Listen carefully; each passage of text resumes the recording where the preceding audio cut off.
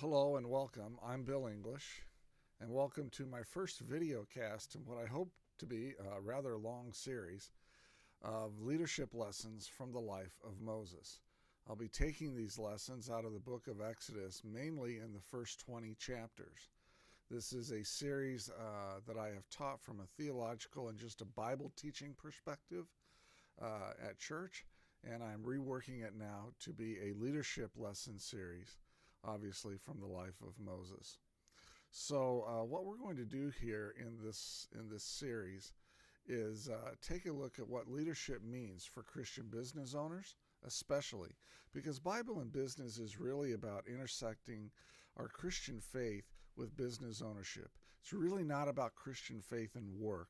There's a lot of people who are doing work right now, a lot of ministries who are saying we want to integrate faith and work. I'm more nuanced. I'm more pinpointed. I'm more focused just on privately held businesses that are held by Christians, the Christian business owner. So this leadership lesson series is for Christian business owners, but it can also apply to pastors, ministry leaders, business leaders in general. If you happen to be the CFO in a privately held business or in a publicly held business, maybe you're a project manager, maybe you're an elected official and you'd like some ideas on how to be a leader from a Christian perspective out in the community. I think you'll find some things here to be very helpful to you. And so this is leadership lessons from the life of Moses. Primarily, I'll be speaking to Christian business owners, but pastors and others can certainly gain something by listening in as well. Let me do just a quick introduction to the book of Exodus, since we know that these leadership lessons are going to come from the life of Moses in the book of Exodus. First of all, the word Exodus means to depart. It means to get out of Dodge. And it's really divided into two parts. The book is overall, chapters 1 through 19 is God's rescue of Israel from Egypt and bringing them to Mount Sinai. Now, I'm not going to deal with the dating of the book. I'm not going to, which is a huge controversy. I'm not going to deal with, where is Mount Sinai, where is Mount Horeb, the geography and all that. I'm really going to be focused on what kind of leadership lessons we can learn from Exodus as we go through this. And then chapters 20 through 40 really deal with God's covenant with Israel. And I think the concept of a covenant directly impacts how we lead. And so I'll be talking about that later on in the book, or later on in these video casts. And remember that Exodus is not an independent book. It's really part 2 of a 5-part series. We call it the Pentateuch. Our Jewish friends will call it the Torah. And so this is something to study. I think it applies to evangelical Christians today, and I think that there is much that we can learn from the book of Exodus and the life of Moses. Now, in terms of themes in the book, this is really still part of the introduction to the book. I want to cover 3 themes that I think Christian business owners can learn from here that we will see in the book. First of all, deliverance from oppression is the first thing. If you're a liberation theology person and you read the book of Exodus and your main focus is on finding political freedom from oppressors, then you're going to find that well and truly here in the book of Exodus. And Exodus is really where a lot of liberation theologians find their foundation of their type of theology. If you're a part of our Jewish friends, and I have a lot of them, my Jewish friends will view this as both historical and theological, but devout Jews will still see themselves as having been part of the children of Israel that were liberated from Egypt. And I think that there's an argument to be made for evangelical Christians that since we have been grafted in, that we should see ourselves as having been liberated from Egypt too. And I'll talk more about that as we go along here. And then if you're a Christian like myself, your focus is really, you'll read the book from a perspective of the focus being on delivered from oppression, But you're not just being delivered from oppression. You're being delivered from oppression so that we are free to submit our lives to God. And Egypt and Pharaoh and all of the oppression that they experienced will become a motif for our lives. Are we in bondage to, and then fill in the blank, right? Are we in bondage to debt? Are we in bondage to sex or pornography? Are we in bondage to a political party or something like that? And so gaining freedom so that we can serve God is going to be one of the core themes that you'll see here in the book of Exodus. Because obviously we cannot follow God as long as we're in bondage to another authority. So I think our first leadership lesson that we can pull out of the book of Exodus is this. When you assume a new position of leadership, let's say that that you are asked to be the CEO of a corporation, you need to go in and look at the history of the company, look at the history of what's gone on there, and see how your staff was led previously. And if the person that you're replacing was abusive and oppressive, then you'll need to understand that, because your staff will respond to you as if you're the next oppressor. And you'll need to work first at delivering them from their sense of being oppressed before you're going to be able to lead them forward. You're going to have to unhook them from the past so that you can direct them moving forward. And now there's some leaders that would not take that seriously. Those of you who do not, I would invite you to take that seriously. It's something that really needs to happen. You can't just walk into a new company and say, I'm going to lead this company and I don't really care what's happened in the past. We're just moving forward. No, you need to care, because the past is going to be with you for the first year or two, regardless of what you do. A second theme in Exodus is becoming God's people. And by this, what we mean is that God works through covenants. Unlike any other God in the Old Testament, God works through covenants where each party voluntarily enters into the covenant and has responsibilities to fulfill within the covenant. And God will form an entire nation now based on shared responsibilities. In contrast, just a little bit of contrast here, America is based on individual rights. I have my rights, you have your rights. You can't infringe on my rights, I can't infringe on your rights. But we rarely in America talk about shared responsibilities. And I think this is part of leadership, quite frankly, from a Christian perspective, is that when we are leading, we actually have a responsibility to our people. Just like they have responsibilities to us, we have responsibilities to them. And those responsibilities can oftentimes be shared.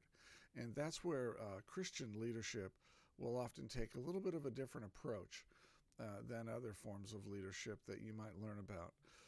The shared responsibility fits well with servant leadership for those who understand a servant leadership model. Although servant leadership doesn't work very well if the person being led doesn't want to be led. So you have to keep that in mind as well. And then so again, just God himself is one of the parties to the covenant. An entire nation, will see this at Mount Horeb, or at Mount Sinai, is the other party to the covenant. And mutual consent to responsibilities leads to fulfilling those responsibilities by both parties. Now, the God of Israel will not enslave, he will liberate.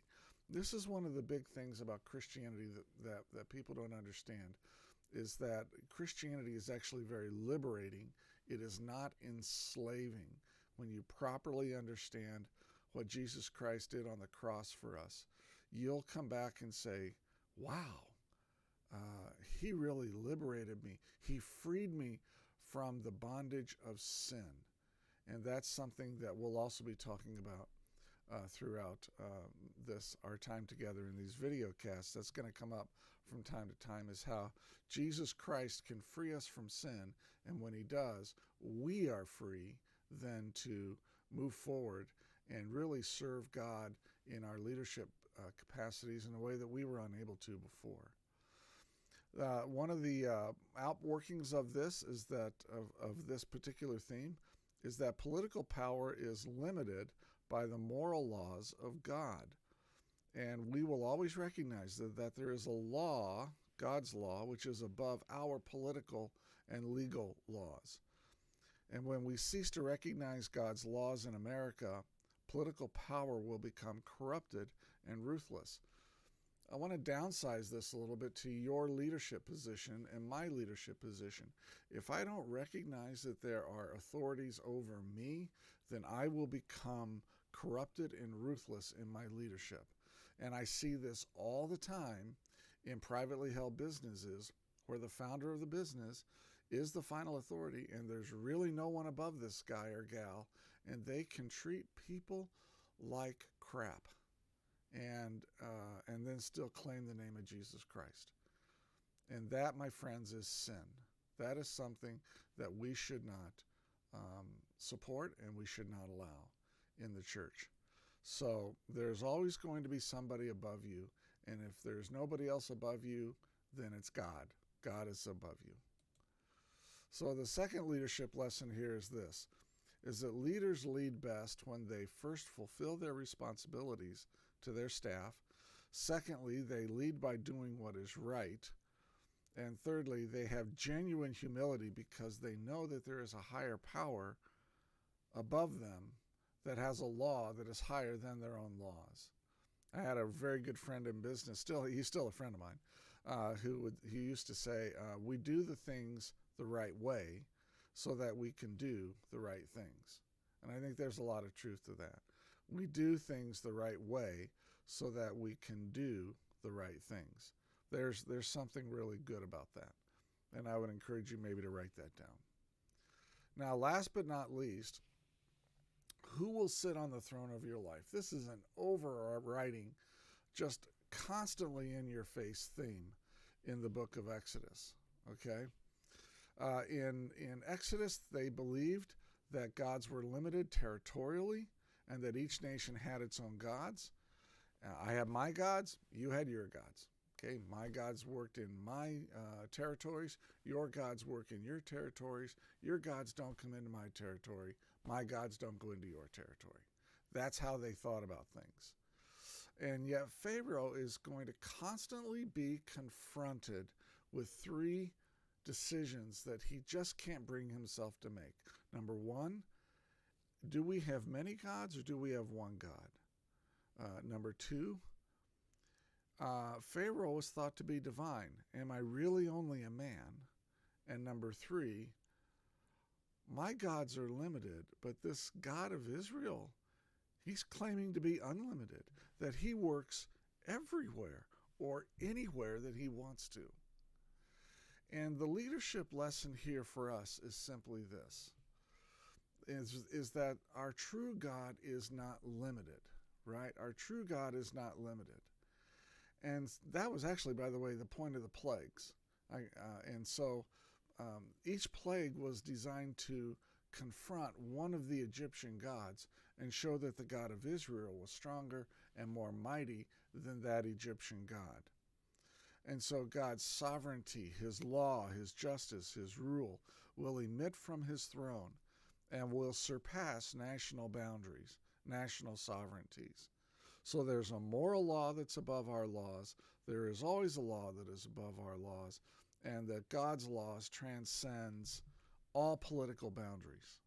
All political boundaries, God's law transcends.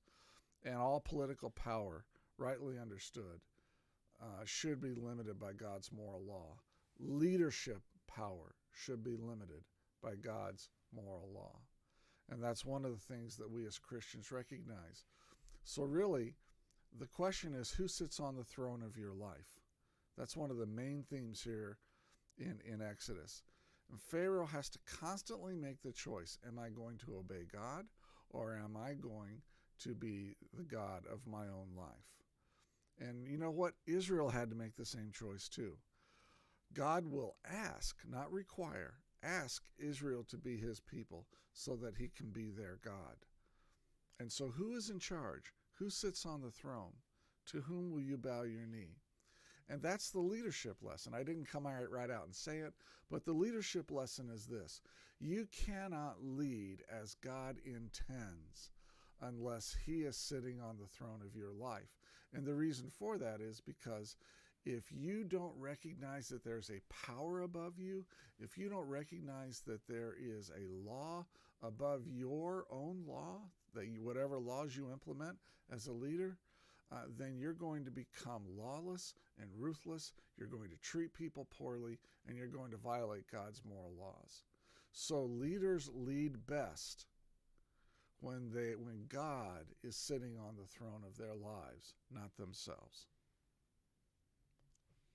So in summary, here are the three general themes from the book of Exodus. First of all, deliverance from oppression, becoming God's people, and who will sit on the throne of your life. And the leadership lessons are very straightforward. First, free your staff from the past if they have been abused or neglected in some way. Secondly, you are not the ultimate power. No matter what you are leading, no matter who you are leading, whether you're the President of the United States, who is thought to be the most powerful person in the world, which I don't think so, but whether you're the President of the United States or you're leading a new project at church, or you're leading a new project in your business, and your leadership is limited to being a project manager, it doesn't matter. You are not the ultimate power. There is another power above you, and you need to recognize that. And thirdly, you will lead best when God sits on the throne of your life. We're going to unwrap that last one especially as we move along here. So listen, I want to thank you for listening today to the first video cast of Bible and Business, where we are always trying to connect faith to business. You can learn more at www.bibleandbusiness.com. Bible and Business was founded by me, Bill English. I have 2 master's degrees, a master's in psychology and another one in divinity, and I am a licensed psychologist in the state of Minnesota. I'm also a partner with the Platinum Group, and where we do business advisory services. We do turnarounds. We help companies grow through new acquisitions or finding new cash infusions, whether that cash is equity or debt. We do interim leadership. We also do a lot of family business succession planning and helping family businesses go from the first to the second or the second to the third generations. You can reach me by email at bill@bibleandbusiness.com or bill.english@theplatinumgroup.com. I would invite you to be part of my Bible and Business Owners CEO group. You can just go to the homepage at bibleandbusiness.com and click on the link. There will be a link right there, and you can just click on that link and do an RSVP. The groups are free. They are online. We do them through Zoom, and we do them on a Saturday morning. So go check that out, please, if you would. And then I'd also ask that you look at our Christian business reference architecture, because that is the basis for the book that I'm writing. Really, I haven't titled the book yet, but it's basically, what does the Bible have to say about owning a business? And that's what I'm writing right now. So Bible and Business is here to help you grow as a steward and a leader, and that is my call in life, to do that very thing. I've owned several businesses.